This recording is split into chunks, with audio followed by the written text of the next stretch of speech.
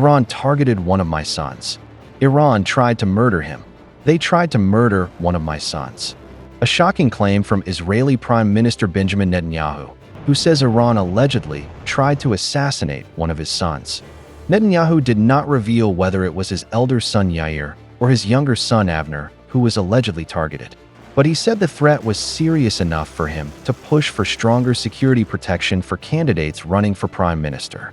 The Israeli leader made the claim during a phone interview with Channel 14, a conservative Israeli outlet known for its favorable coverage of the government. Netanyahu was responding to reports that an Israeli security agency had declined to provide a security detail for Gadi Eisenkot, the former army chief who is running neck and neck with Netanyahu in the race to become Israel's next prime minister. Backing round-the-clock security for Eisenkot, Netanyahu said such protection was not a luxury. The issue comes after Israeli authorities in July granted extended personal protection to Netanyahu's wife and both of his sons. His elder son, 35-year-old Yair Netanyahu, has spent extended periods in Miami since early 2024, sparking controversy in Israel over the cost to taxpayers of providing him with security. The decision to grant Shin Bet protection to Netanyahu's wife and children was initially approved in March 2023 after hundreds of anti-government protesters massed outside a Tel Aviv hair salon while Sarah was inside, leading her to claim that she had feared her life was in danger. Netanyahu's latest claim also comes against the backdrop of rising tensions between Israel and Iran. The war began with a joint U.S.-Israeli strike on Tehran that killed Iranian Supreme Leader Ali Khamenei and 4 members of his family, including his daughter and his 14-month-old granddaughter. Iran has since vowed revenge for the killings. Ali Khamenei's son, Mojtaba, was named the new Supreme Leader a week after his father's death. Mojtaba has not been seen publicly since his appointment, but in a message released during funeral ceremonies for his father, he pledged to avenge the blood of the former Supreme Leader. And now, with Netanyahu claiming that Iran allegedly tried to target one of his own sons, the tensions between the two sides appear to be reaching an even more personal level.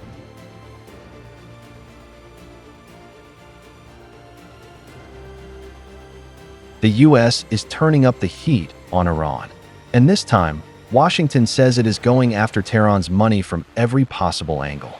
U.S. Treasury Secretary Scott Bessent has announced a sweeping economic pressure campaign against Iran, vowing to target Tehran's financial interests across the world. Bessent says the U.S. will go after all of Iran's sources of revenue, including oil, with the aim of making it harder for countries and companies to do business with Tehran. His message to the world is clear: choose between the United States and Iran. According to Bessent, countries and companies that continue doing business with Iran could face secondary penalties. And as he put it, no one is above the reach of U.S. sanctions. He warned that anyone who facilitates transactions or becomes part of what he described as the ecosystem that turns Iranian oil into money and ultimately into repression will be targeted. The new campaign has been named Operation Economic Outcast.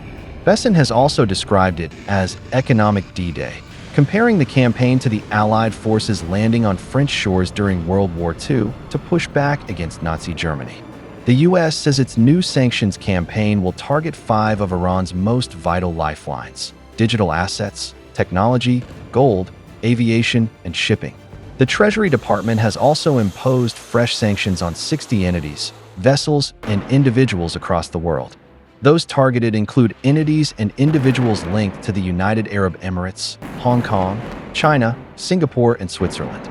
Washington accuses them of enabling what it calls the Iranian regime's recklessness.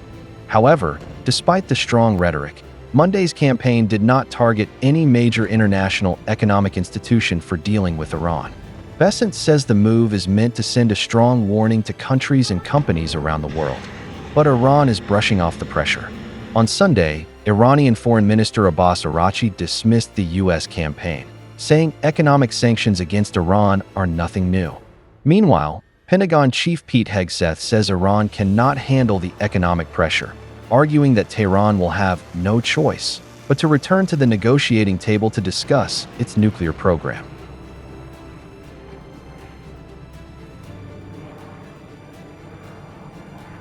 The United States and Iran were locked in a rapidly escalating confrontation in early 2026, with tensions finally spilling into open war on February 28th, when the US and Israel launched major airstrikes on Iran. The strikes targeted Iran's nuclear and ballistic missile infrastructure and aimed to weaken its military capabilities and leadership. Iran's supreme leader Ayatollah Ali Khamenei was killed in the opening strikes. Tehran quickly hit back with missile and drone attacks targeting Israel, US military positions, and sites across the Middle East. Iran also moved to shut the strategically important Strait of Hormuz, taking the conflict far beyond the immediate US-Iran confrontation and putting a major global energy route at risk. For more than 3 months, the fighting continued, with waves of missile strikes, air attacks, and retaliatory operations. Gulf states were increasingly caught in the middle as Iranian attacks and the wider regional conflict threatened US bases, energy infrastructure, and maritime traffic. By June, however, Washington and Tehran began looking for a way out. After negotiations involving regional mediators, the two sides reached an interim framework aimed at stopping the fighting and creating room for talks on Iran's nuclear program, sanctions, and wider regional security. In June, the US and Iran signed the Islamabad Memorandum of Understanding. The deal called for an immediate halt to military operations and barred both sides from launching further attacks against each other. It also provided for a 60-day ceasefire, the reopening of the Strait of Hormuz, and steps to ease economic pressure on Iran, including measures related to oil exports and the US blockade of Iranian ports. The ceasefire sharply reduced direct US-Iran attacks and was meant to serve as a bridge toward a lasting peace agreement.